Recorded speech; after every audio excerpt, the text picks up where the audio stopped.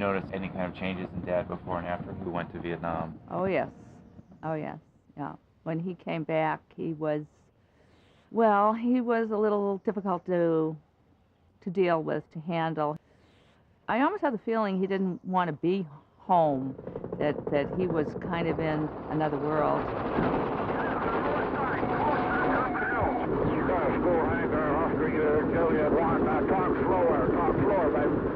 Okay, right now, the situation.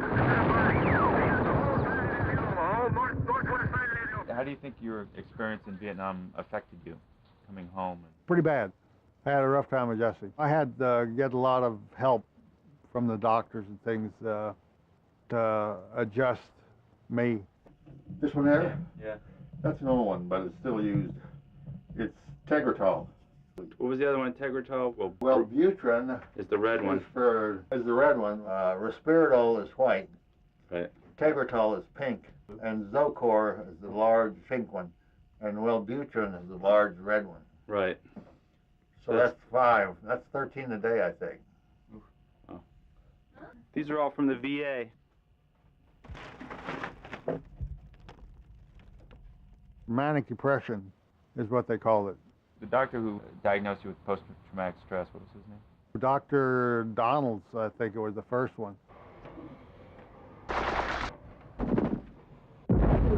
Hey, Dad. What do we have here? We have things found under the bed.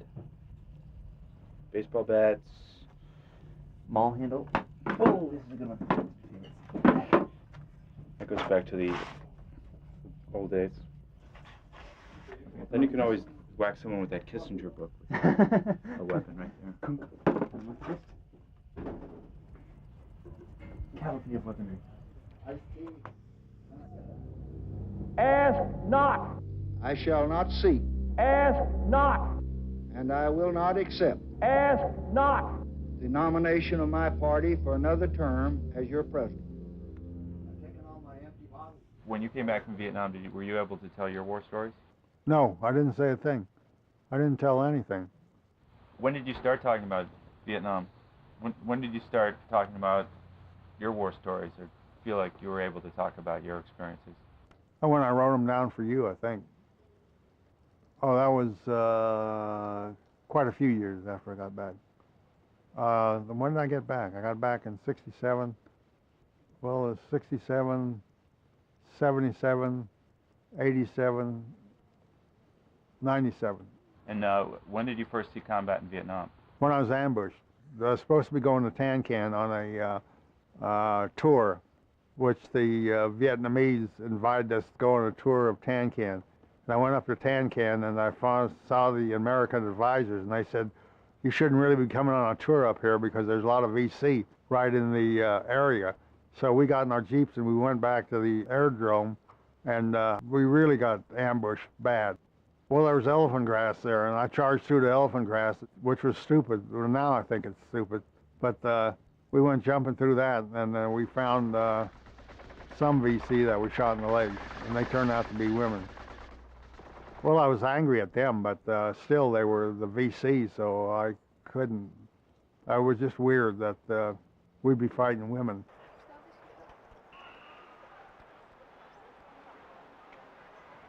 Who are you looking for? Lemon, what's his name? Lowell? Lowry. Lowry. What was his first name? A major in the Army?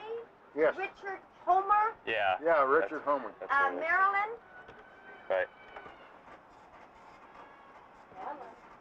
What unit was everybody with? They were the advisors, the Advisors. 24th MAC V. 24th MAC V. Yes, Uh-huh. 24th Advisors Unit. Another one? That's it. Okay, and you're going to do rubbing, sir? I don't think today. 10, 20, 30. This is 40 here. Peter Knight, there it is. Last one. Thank you. Peter S. Knight.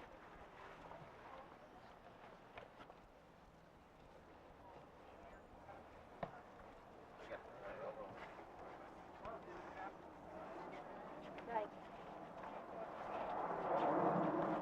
Edward Starr.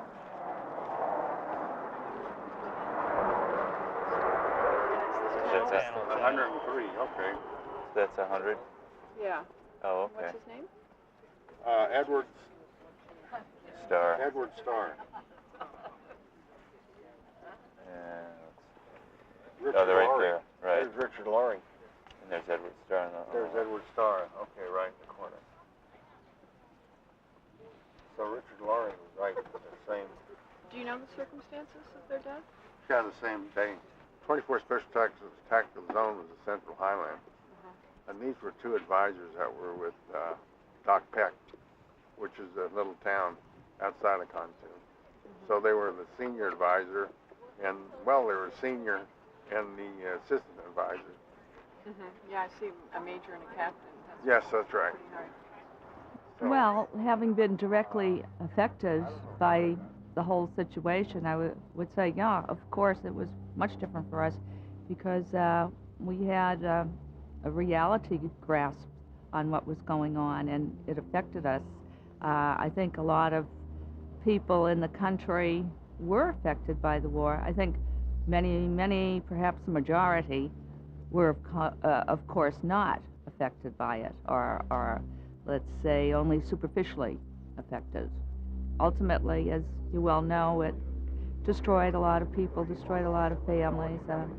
I feel that my marriage was a casualty of that war. School hanger, this is Covey. How many people are left on the ground? I'm coming in. I'm on final at this time. Count 5 out here, and I got some badly wounded. Okay. 7-2, they're working on Old Fire Base, Scotch. Covey, this is Covey. Is there anyone else on the ground? That's Covey, this is 2. He says he's got 3 U.S. dead, 2 Indians dead. School hanger, this is Covey. How many people are left on the ground? Okay, the guy says it's clean. He says it's clean. School hanger, okay, I'm breaking left. How many people are left on the ground? Covey, this is 2 on Victor. He's got it clean. There's nobody left alive down there. School hanger, this is Covey. Do you read? Covey, this is 2 on guard. It's clean. Okay, I got a copy. Clean LC.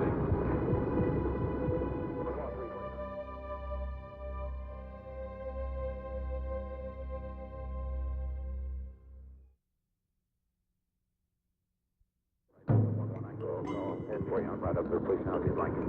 John, I want to know how many people are on those 2 choppers. Oh, Redway 1. Bullseye 2's got 3 U.S. aboard. And 2 understands he's got the 10 on board also. Stand by, I'll check. Bullseye lead.